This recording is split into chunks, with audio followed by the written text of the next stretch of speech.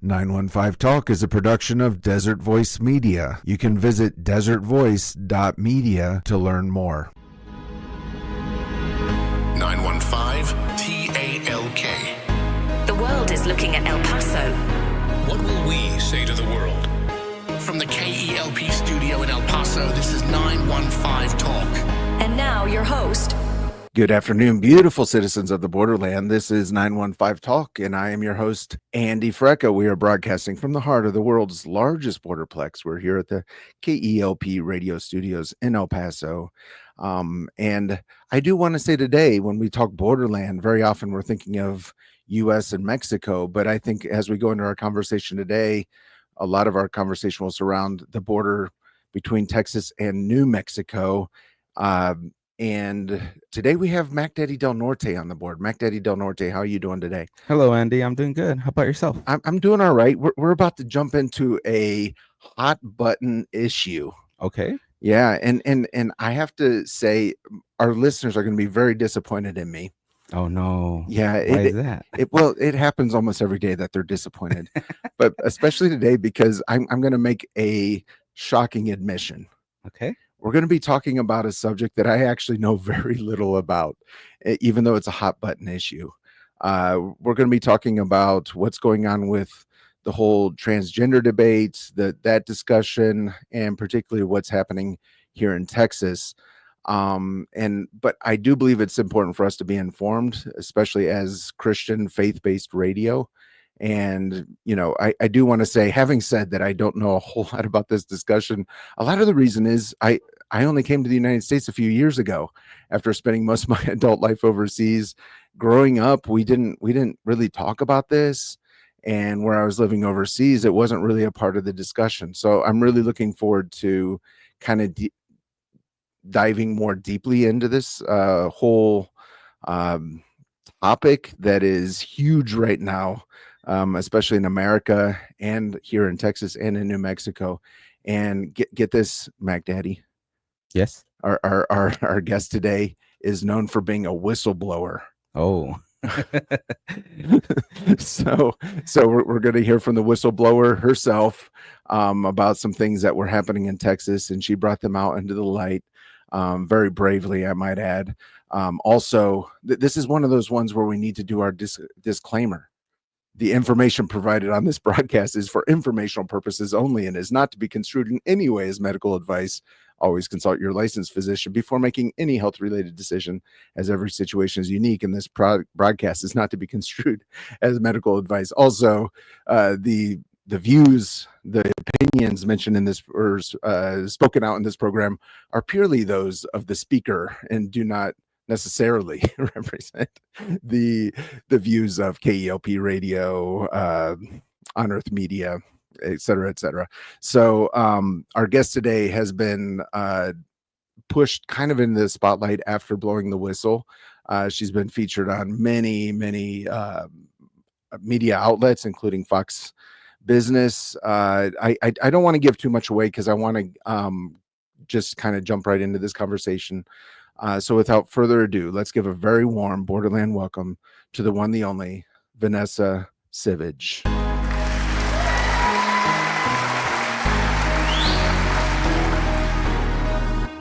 Thank you so much for having me today. Yeah, Vanessa, really appreciate your time. We have a lot to get into. And as I said in our introduction, we're going to be talking about this whole conversation surrounding transgender, particularly with children. But before we get into all that, tell me, what is it like to be visited by the FBI? Do they send you questions? Yeah, just the lightest question to kick off. Yeah, it's one of those things where you never imagine it happening to you. You never imagine that in the United States, in one of the reddest states, in the state of Texas, that the FBI will show up to your house all because you dare to defy the mainstream narrative as it relates to transgender ideology, which is exactly what I did. And so they showed up to my house in July of 2023. July of 2023. So not so long ago. They didn't, do they send a calendar invite or do they just show up? In fact, we were in the middle of dinner. It was a Monday night. We were Mhm. hosting friends, and we were caught completely off guard. Oh, Um, wow. and they knocked on the door and they asked to speak with me about issues at my work. And we were absolutely shocked and paralyzed. Wow. Wow. So when you first decided to become a nurse, did you ever expect that that would lead to a visit from the FBI? Absolutely not. I have always wanted to be a nurse since I was a little girl, born and raised in Houston, Texas. And originally, like as many nurses do, we go into this profession because we care about people. We want to help Mm, people. We want to advocate for them. And that desire ultimately led, and that calling that I feel very deeply, um, ultimately led to the FBI coming to my house. right. Okay. So I'd, let us kind of jump into that part of the story. You were a nurse at a children's hospital. Is that correct? Yeah, so in 2018, I accepted a position at Texas Children's Hospital in Houston, Texas. Houston has the largest medical center in the world. Texas Children's Hospital is the most prestigious and just globally renowned as having the best of the best. And children and their parents come from all over the globe to be treated in the Houston Medical Center and specifically at Texas Children's Hospital. This hospital system has over 20,000 employees, bringing in over $7 billion in annual revenue. And so, 7 million, I'm sorry. And so, naturally, anyone who is employed in this hospital system will tell you that it is a privilege to be Hmm. there, to be a part of this team. And that is exactly how I felt when I was hired in 2018. And 3 years later, I found myself in a new role. So I accepted a different role in a pediatric multi specialty clinic. In Hmm. which a number of different specialties for children were housed under one roof. And one of those specialties was the endocrine clinic. And under the endocrine clinic fell the gender clinic, in which children confused about their sex, starting in 2021, which was when I was first hired and started seeing this firsthand, would come on a weekly basis to see a doctor and would leave with a prescription for a cross sex hormone. And this was deeply concerning to me for many reasons. The main reason being that this is in direct opposition and defiance of biological reality. We know that Mm, there is men and there is women, there's male and there's female. And I yes. hesitate even using the word transgender child because, in my view, there is no such thing as a transgender child because that's admitting that there is a third binary category and there is not. I do believe that there are children confused about their sex. And of course, those children deserve hope and healing and treatment for their confusion. But Hmm. there is only male and female, and that is something that hasn't been debated, has never been debated for hundreds, if not thousands, of years. And all of a sudden, in the last 10 to 20 years, we're seeing all of a sudden that common sense is not so common anymore. And Hmm. that boys and girls are being deceived. They're being manipulated into believing that they were born into the wrong body. And that's exactly what I would see at my workplace. And it's just raised a number of flags in my head, specifically because so many of these children had so many other issues going on, such as depression, anxiety. Many of them were autistic. Many of them had histories of suicide attempts, self harm, sexual abuse, physical abuse.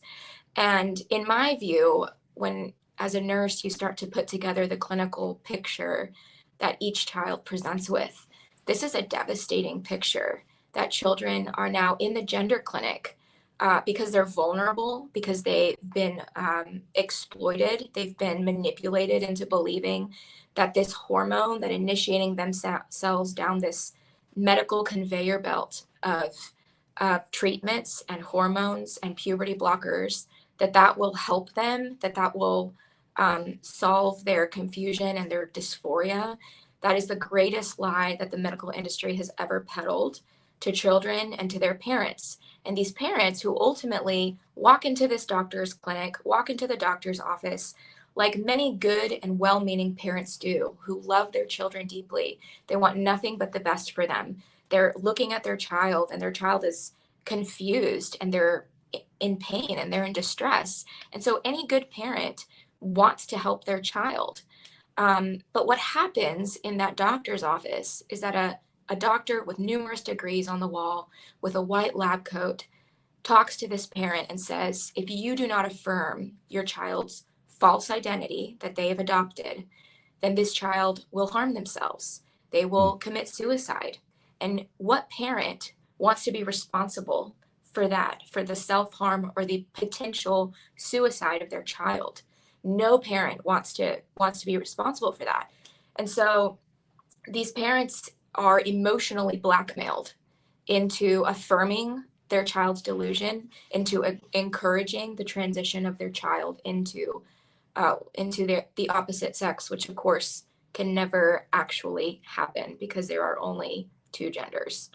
Yeah, I think we can definitely dive deeper into that, the whole idea that you actually never change your gender. And I don't think it would require much to convince most of our audience that the Bible's very clear on this subject. Uh, Legally speaking, what is the situation in Texas? I actually don't know. I know you were in Austin, I think last week, speaking on this matter with the state. What do we call it? The state. It's not the Parliament, the House of Commons. The Where were state, you? state legislature. Yeah. Yes. Okay. Yeah. So you were there speaking. But what is the situation in Texas? Yes, great question. So this story really begins in May of 2023, which is when I came forward anonymously with the concerns that I just laid out.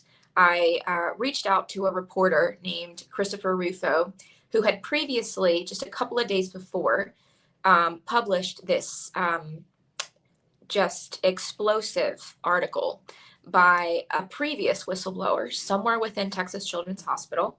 Had no idea who this person was, but somewhere within the hospital that I was employed at, someone else had the courage to come forward and reveal what was happening within their transgender program. The reason it was so explosive, though, is because in the state of Texas in May of 2023, the Texas Children's Hospital had gone to great lengths to conceal the existence of this program from the public. What I mean by that is they had scrubbed all traces of this from their website so that no one, public, lawmakers, and parents from the outside looking in, could tell what was happening inside of the hospital. And when this anonymous whistleblower came forward before me, this was a huge shock because the Texas legislature was actually in session when this article came out. And because this revelation of the hospital engaging in a secret transgender program in which children were being seen and treated regularly was not known by the state of Texas. Actually, what ended up happening was multiple Democrat members of the Texas legislature, upon reading this revelation, flipped their votes and voted in favor of SB 14, which ended up being the bill that was signed and passed and signed into law by Governor Abbott, which essentially ended quote unquote gender affirming care for minors under the age of 18 in the state of Texas. So that, due to the reporting that came out of Texas Children's Hospital about their secret transgender program, that essentially swayed key members of the legislature to vote in favor of this law, and that ended up becoming being passed and signed in September of 2023. Okay, so that was in 2023. You started seeing this and you were disturbed by it in 2021. Is what you saw in 2021 illegal at that time? That's a good question. The transgender program taking place in the hospital was not illegal, but what was Okay. illegal Yeah. which is what I came forward to show last year. I decided to go public with my name and my identity last year. And so the reason I did that, though, is because what was illegal that the hospital had been doing for years was utilizing Texas Medicaid dollars to pay for these transition treatments. Oh, wow. Yeah. These puberty blockers. That has been illegal since 2015 under the Texas Medicaid policy, in which no federal or state insurance dollars can ever be used to fund any kind of hormone treatments for minors. Wow. Yeah. So, yes. So it was illegal to use taxpayer money for this, and they were kind of hiding that. Um, we're going to slip into probably a little bit of conjecture here, but why would a hospital that with 20,000 employees that, as far as I could tell, is doing just amazing, financially, if nothing else, why would they risk so much over something that was illegal? That's a great question. I think there's a lot of it's a multifaceted answer. One of the reasons is because the transgender medicine industry is so lucrative, and each child represents tens of thousands of dollars once they are initiated down this irreversible path of medical harm. And what I would consider to be child abuse is you have adults who are ideologically captured with an agenda, with a radical leftist agenda, who are exploiting the vulnerabilities of children who are in a very, honestly, a very vulnerable place in their life. Either they're not fitting in with their peers, they're having a really difficult time navigating puberty, as all of us have had trouble navigating puberty. That's a difficult season for anyone to go through. They have a difficult time fitting in with their peers. And so all of a sudden, they're invited into this affirming group of individuals who have adopted a false identity, and they're promised that they're going to be loved, affirmed, accepted by this club of young people. And every child wants to feel loved. Every child wants to be accepted, wants to be a part of a group. And so this is a very tempting prospect for a child who's having a really difficult time, and they're very vulnerable for any number of reasons. But to answer your question, it's so difficult for medical professionals who are seeking to abide by their conscience, because I do believe that there are so many good people in the medical industry, doctors, nurses, medical professionals in every sphere. There so many of them have good motives and good intentions, and they want to help children, they want to help people. But what's required in this is someone with courage, who's willing to step out, who's willing to lose their livelihood, their career, possibly their 401k, their savings, all because they see that children are being harmed, and that this is absolutely morally wrong. It should be stopped immediately. And there's very few people who are willing to put it all on the line. Very few people who are willing to risk what they've worked so hard to achieve. And those are things that I had to wrestle with before I came forward, before we came forward to talk about what the FBI had said and done. And ultimately, I was fired for coming forward. I lost my job. And Right. I worked very hard to achieve that, as many people do. Right. Yeah, I definitely want to jump into that journey of how you made that decision to come forward.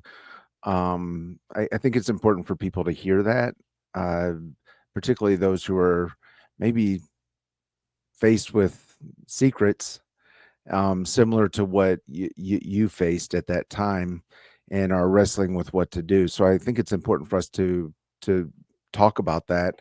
But first, we're going to go into a break.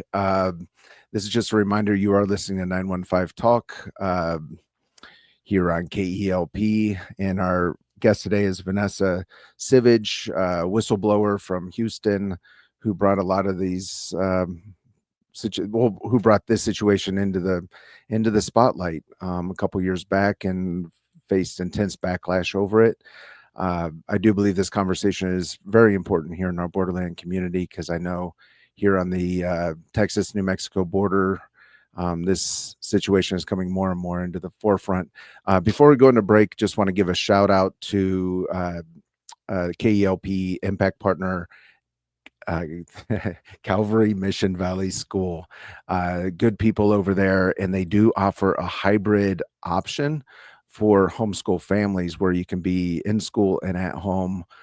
You can visit cmvs.institute or just visit the KELPradio.com page to view all of our impact partners. Also, this is just your daily reminder that 915 Talk is listener supported, and it is a production of Desert Voice Media. To learn more and just jump in, you can visit desertvoice.media. That's right, that's the webpage, desertvoice.media. We're going into a break. Do not touch that dial. We'll be right back. Don't touch that dial. Thank you for joining us for these daily conversations on 915 Talk.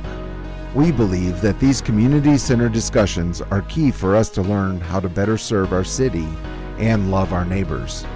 915 Talk is listener-supported and is produced by Desert Voice Media. Your support matters as we endeavor to serve our community. Our website is desertvoice.media. That's right, that's the webpage, desertvoice.media. Your donation of any amount on desertvoice.media provides the fuel for this broadcast. Let's learn together to love our city, love our neighbors, and give God all the glory. Hey, this is Pastor Ricky Alcantad from Better News Radio right here in El Paso, Texas. And I want to extend a special invitation to you to join us on Easter Sunday. Our church, Cross of Grace, is going to be gathering in a special off-site service at McElligan Canyon. We hope to fill up that amphitheater with people singing about and hearing about the good news of Jesus Christ. You can find more information on our special Easter service at crossofgrace.net. 915. Testify.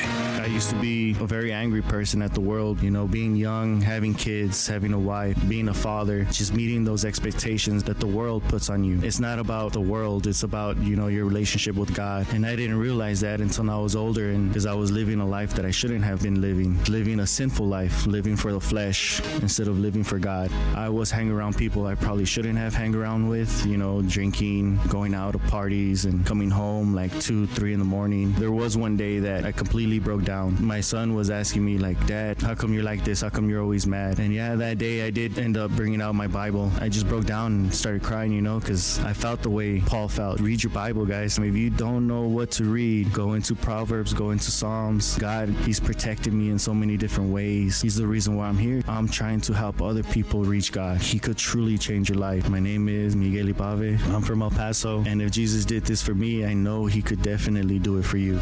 And they overcame him by the blood of the Lamb And by the word of their testimony. KELPradio.com. We're back. You're listening to 915 Talk. And we're back. This is 915 Talk. I'm your host, Andy Frecka. Our guest today is Vanessa Sivadge, whistleblower from Houston. It's fun to talk to someone from Houston because here at El Paso, San Diego is actually closer than Houston. That's wild. That's yeah. wild.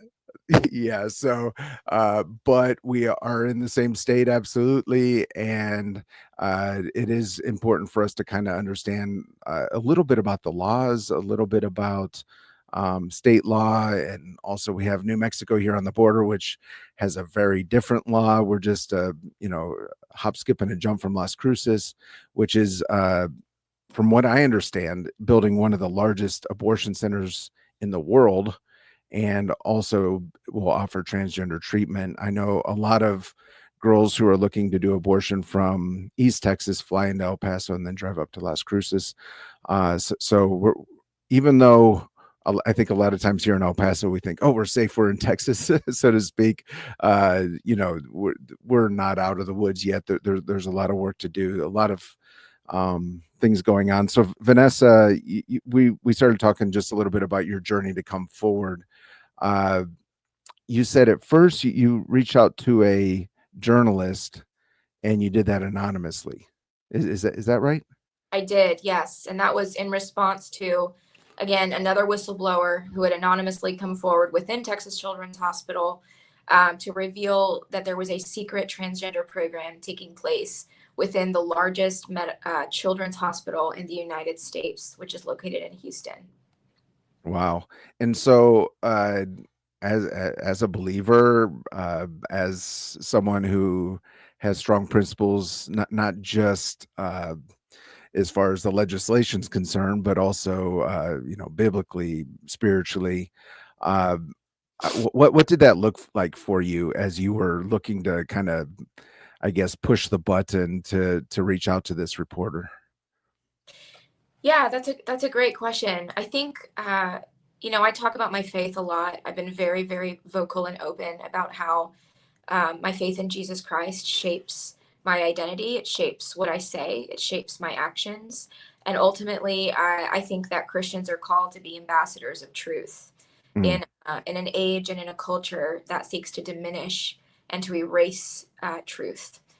In particular, the biblical mandate of Genesis 1, in which God created them, male and female, in his image with a distinct purpose, with distinct anatomy, and with distinct roles that can never be socially redefined or medically reassigned, as our culture is seeking to do today.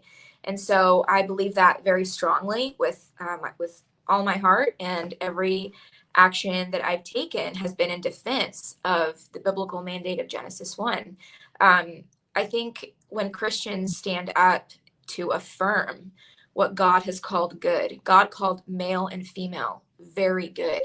And so when we stand up to defend the good and beautiful design of God as it relates to his creation of us as male and female, that restores beauty. It restores order. It restores structure to a culture full of chaos and confusion.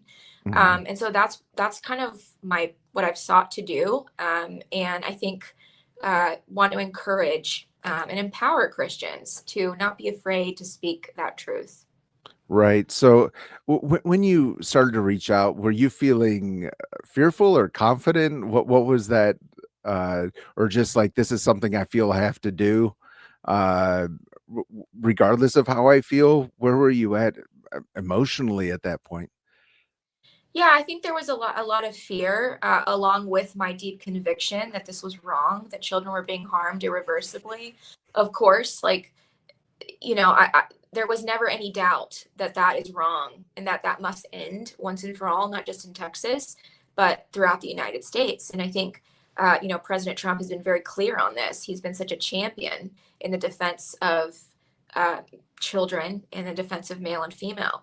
But going back to your question, there was a lot of fear because, it's so difficult to operate in an environment that is hostile to your beliefs.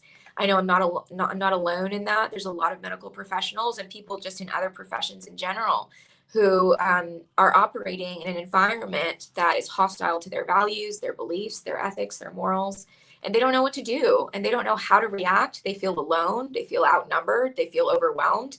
And I definitely felt all of those things. But ultimately, what it boiled down to for me is that this is not just a political issue. This is a deeply spiritual issue. And this is so foundational to our faith, to our beliefs as Christians, and to ultimately lead the way for other people who don't know what to do in a similar situation.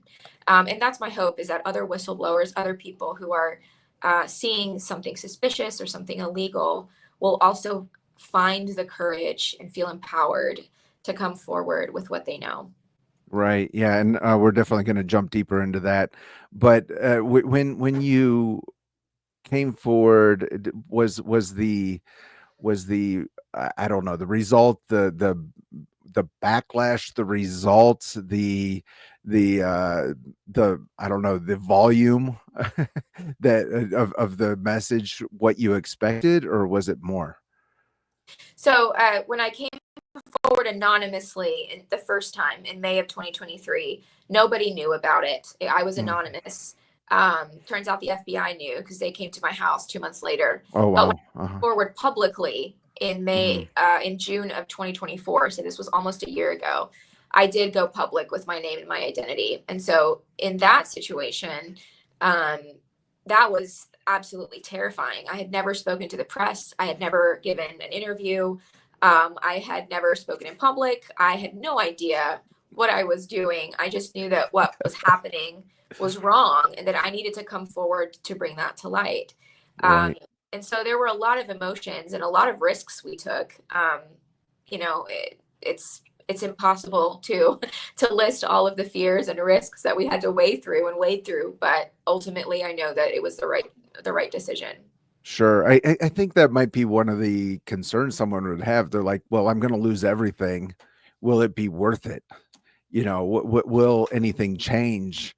I've lost everything, but so to speak, my job, my career, whatever, what will have that result? So it sounds like there was quite a result. Now the FBI, why did they want to talk to you? What was it like? Did, was the feeling like you had done something wrong? Yeah, so that's a great question. This was in July of 2023. We were again having dinner with my husband and at our home in Houston, Texas. We were hosting friends, so we were in hosting mode. And to our absolute shock, we opened the door and see two federal agents standing at the front door asking to speak with me about issues at my work. And the first thing that they said was that they had come to my home because they knew what I believed and they knew of my views against transgender medicine. And they informed me that I was a person of interest in an investigation targeting a leaker who had violated, in their words, had violated had violated the law by releasing patient confidential information to the public. Oh, wow. Uh-huh. So that was the context in which they framed what was going on, which was of course completely false. Mhm. This other brave whistleblower that had come forward completely did not violate any laws. Every all of the information pertaining to patient confidentiality was carefully redacted, and there was absolutely zero doubt that there was no violation of any law that had taken place.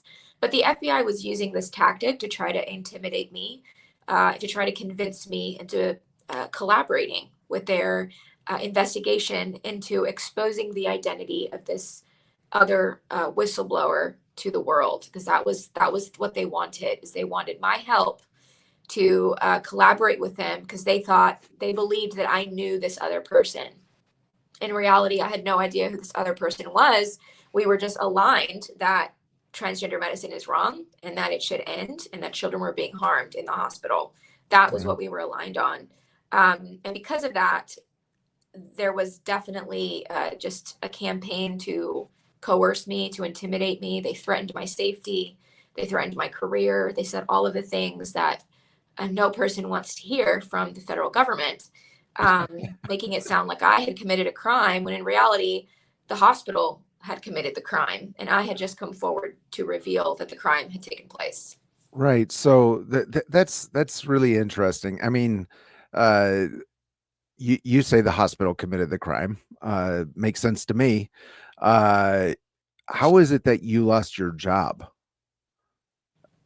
So in June of 2024, last year, I had decided after the FBI had left my house, which was really the impetus to us, my husband and I, deciding to come forward publicly. If the FBI had never come to our home and threatened our safety, I don't think maybe I would have never felt the quite so compelled to come forward with my story. But because they Mm. did, I decided to come forward with the abuse, the mismanagement of funds, the fraud, and the misdiagnosing of children that was taking place at the hospital, which no one knew about. And to this day, I don't think there's another nurse in the United States that has come forward on this issue as it relates to taxpayer dollars funding irreversible trans procedures and hormone treatments for minors. And so that's exactly what I came forward to reveal. I worked with journalist Christopher Rufo in mid-June of 2024. He wrote a very detailed article in which I talked about my role in this endocrine clinic, in which I explained what my job was, how I interacted with these patients, with these parents, and how it was deeply saddening and deeply devastating to me, how the hospital was exploiting these kids, was lying to parents, was harming children irreversibly, and using taxpayer funds to do it. And so that article came out in mid-June, and the hospital promptly called me. They were very upset, as you might imagine. I was placed on administrative leave. And 2 months later, in August of 2024, I was officially fired from the hospital. Interestingly enough, the CEO actually stepped down from the hospital 2 months later. So he is now no longer the CEO. And I do take partial credit for that because I know that there was a lot of pressure to by members of the Texas legislature to figure out what was going on in the hospital and if these allegations were true. So, right. So what was the purpose given for the termination of your employment? Well, I believe that it was retaliation. Ultimately, a whistleblower who comes forward in good faith to reveal illegal or suspicious conduct, suspicious activity going on has protections under the law. Even Title VII, which is a federal law, civil rights, we are protected. Employers cannot discriminate on the basis of religion, race, sex, any of that. And I had made my beliefs very clear to HR, to my supervisor, in a letter that I had written them just before I went public, in which I explained that my faith in Jesus, my belief in biological truth, my belief in Genesis 1 prevented me from having any further involvement in the endocrine clinic in which children and now adults over the age of 18 are still being seen for quote unquote gender dysphoria and treated. And so I asked for a reassignment, which is a religious accommodation request, which is perfectly reasonable for any person with a religious belief, preventing them from carrying out the duties of their work, has a right to request a religious accommodation, which I did. And instead of working with me, instead of communicating on how to, facilitate this transfer that I had requested, instead the hospital just ignored, did not communicate, and ultimately I was fired. So my termination was a violation of numerous laws, which is why we ended up retaining a team of attorneys. And I have a Give, Send, Go fund that I've been so grateful by the public outcry, by the public support, because I have legal fees and we fully intend on challenging this illegal termination in a court of law. Right. So you are fighting that. I think given given your track record of being a whistleblower, you're definitely going to fight. But you also started an organization. And what is that organization? Yes. Yeah. I have the great privilege of serving as the founder and president now of an organization called Protecting Texas Children. I encourage all of your listeners, all of your audience to check out our website at protectingtexaschildren.com. And our mission is to safeguard the innocence of children in the state of Texas by affirming biological truth and championing legislation that will advocate for the health, safety, and well-being of children so every child can fulfill their God-given potential. And so we are an organization rooted in biological truth and biblical truth. And I'm very excited. This legislative session has been so phenomenal for a number of bills that are currently going through different committees in the Texas legislature here in Austin, which I'm here today testifying on a bill here in the Senate. but I'm very excited because there is such momentum, there is such enthusiasm to continue championing policies and legislation that will further enshrine protections for kids in our state. Right. Oh, yeah. So what is the conversation in Austin, and what are you actually testifying on? Are you just telling your story? Like specifically, where are we taking this conversation? Yeah, there's a number. I can talk very briefly about a couple of bills that I've had the privilege of being a part of testifying on. One of these bills is preventing confused children from being able to change their biological sex on their birth certificate. Many children who identify as transgender today under law can file to amend the biological sex listed on their birth certificate to reflect their preferred gender identity. And of course, this is problematic on a societal level from a medical standpoint for a number of different reasons. And so I had the privilege of testifying in favor of this legislation just a couple weeks ago. In addition, we have the Senate bill by Senator Paxton seeking to essentially completely rid our schools of harmful, obscene books that children now have access to. It requires also the school board to approve all new public school library books that kids can then check out. And so this is, again, just adding layers and layers of safety for kids not to get exposed to harmful or obscene content. And then there was a bill last week that essentially said that all males who identify as female in the state of Texas who are in a correctional facility, in a juvenile detention facility, those males will not be able to enter women's prisons, women's juvenile centers. That was a hugely debated, very hot bill that took place last week here in Austin. And definitely the transgender lobby showed up for that. The abortion lobby showed up for that. But the reality is that this is very common sense stuff. Like, women in correctional facilities are very vulnerable. Many of them have had abuse, have been sexually abused in their past. And now any man who is confused and wants to further traumatize and abuse women can just identify as a female and go into women's prisons. That has to end right now. So that happened.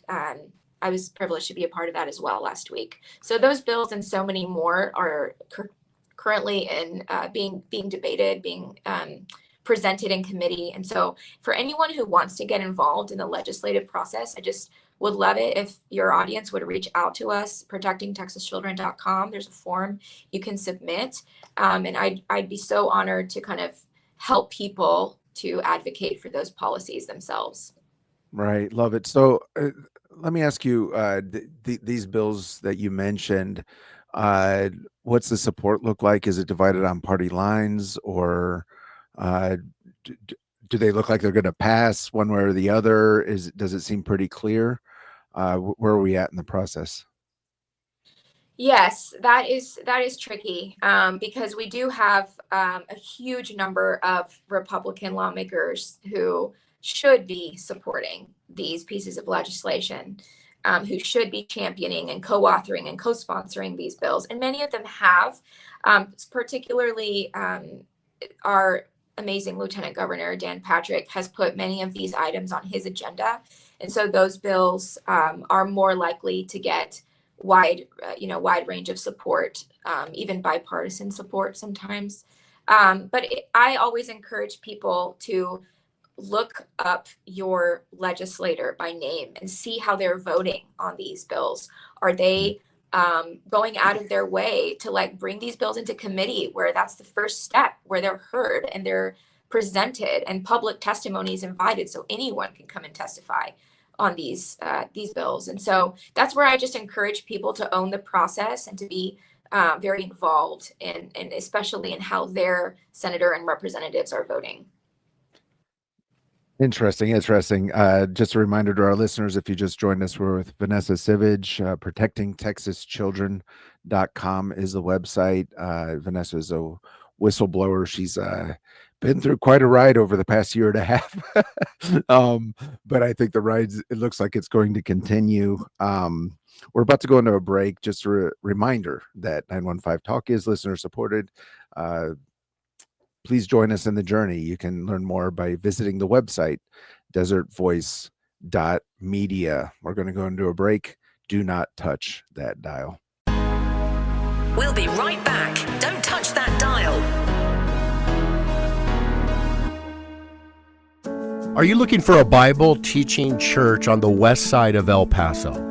This is Terry Gray, pastor of Calvary Chapel Sun City and speaker on the Summons broadcast heard each weekday at 5 p.m. here on this station. Calvary Chapel Sun City is located at 960 West Borderland Road on the west side of El Paso. We hold services on Wednesday evenings at 7 and on Sunday mornings at 9 and 11.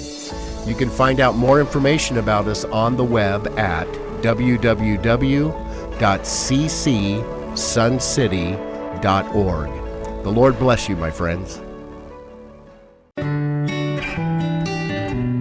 Hey KLP listeners, this is Pastor Terry Gray of Calvary Chapel Sun City on El Paso's west side. I want to invite you to join me at a new time at 5 p.m. Monday through Friday right here on KELP. If you're driving home at 5 p.m. or doing work around the house or getting your evening started, I invite you to join me as we go through the Bible, chapter by chapter, verse by verse. There is nothing more valuable than the Word of God, so let's invest our time in learning more about it together each day. That's our Bible study program, Summons, each weekday at 5 p.m. right here on KELP. We're back. You're listening to 915 Talk. And we're back. This is 915 Talk. Just a quick shout out also to one of KELP's impact partners, Caring Companions.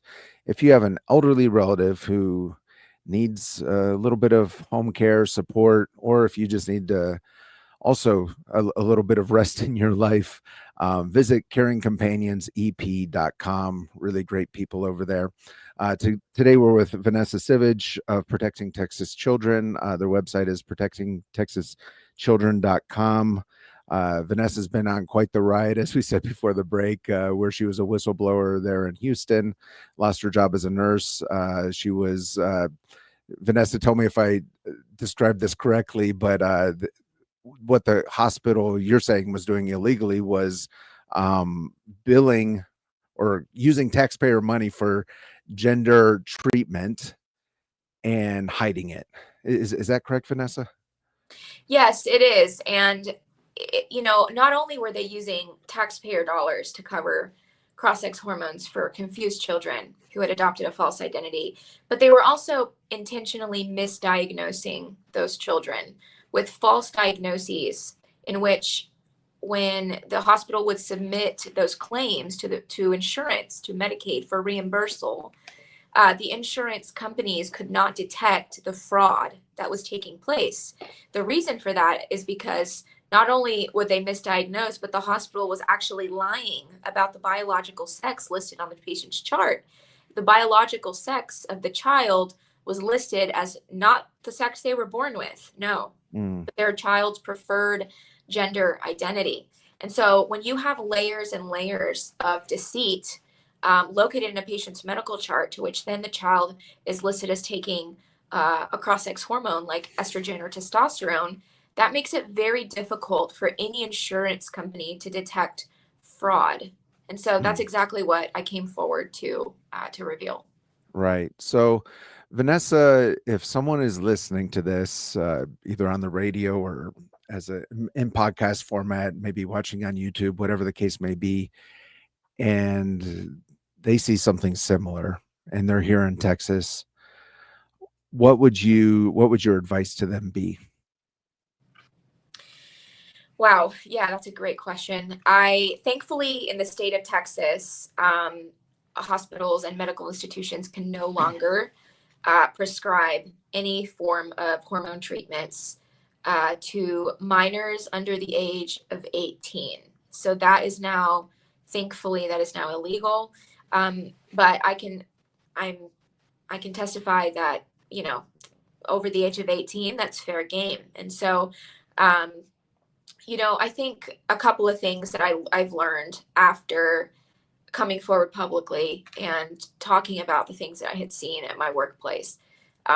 Number one, that there are some good people in the media, good people in journalism that are like-minded, that want to platform and share your story. And if you find yourself, whether you're in the medical field or otherwise, and you see things that are suspicious, or at least that have raised some red flags that maybe are unethical, my encouragement to you would be to first document and take good notes of what you're seeing, and understand that there are good people out there who have your back.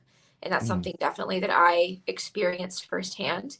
And so find those people, find that community of people that can support you, and use media and use platforms to your advantage to tell the story the way that you want to tell it.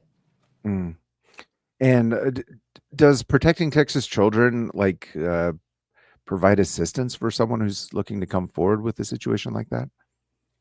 Not right now, because we are all about protecting kids from sexualization, exploitation, harmful gender ideologies. That's really our mission, and our vision is to enshrine those protections for kids.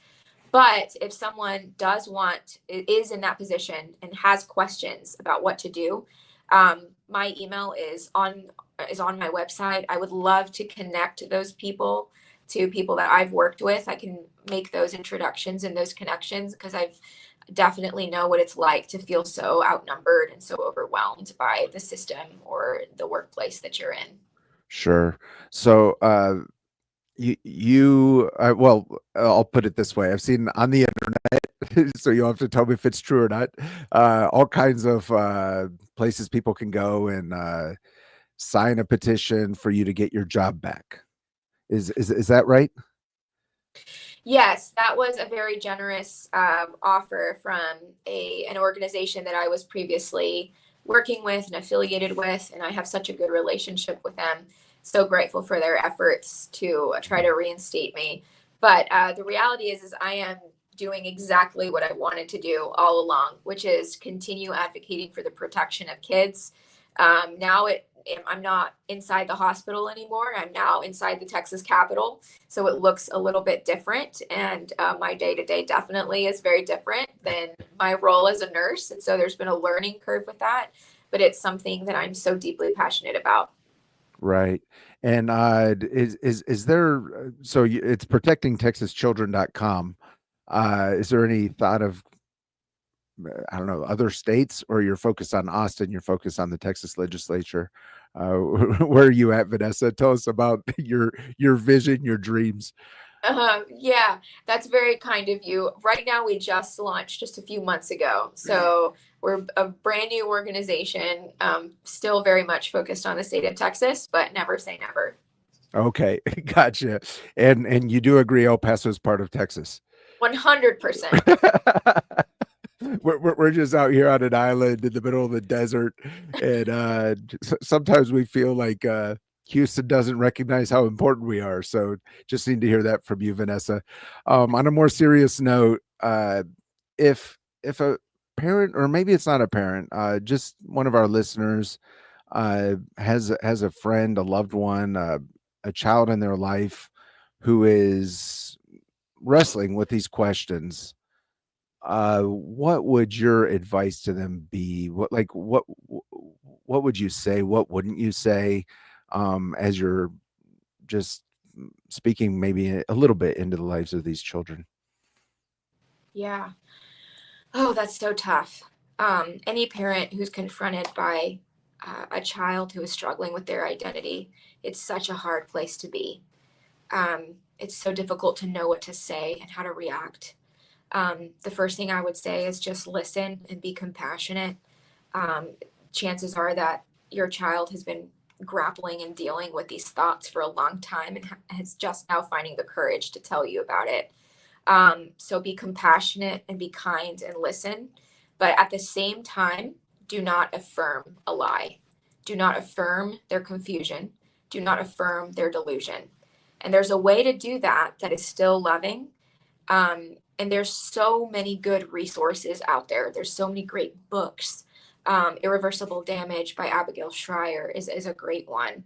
Kind of breaks down what happens, the contributing factors, the psychology behind children who are so deeply confused and wanting to adopt another identity, how parents can respond, how parents can react, resources that are available. So I would point parents in the direction of a few great resources. The Identity Project is another great website by the Colson Center. Once again, the Identity Project, you can Google that. It is a free forum where parents just have to make an account, and it's totally free. And they have access to dozens and dozens of videos. And it's a Christian resource. So these are biblically based counselors, therapists, so different mental health professionals who talk about how to react, how to deal with a child who's identifying in a certain way, how parents can help them practically. And so I would just recommend those resources for those parents. Okay.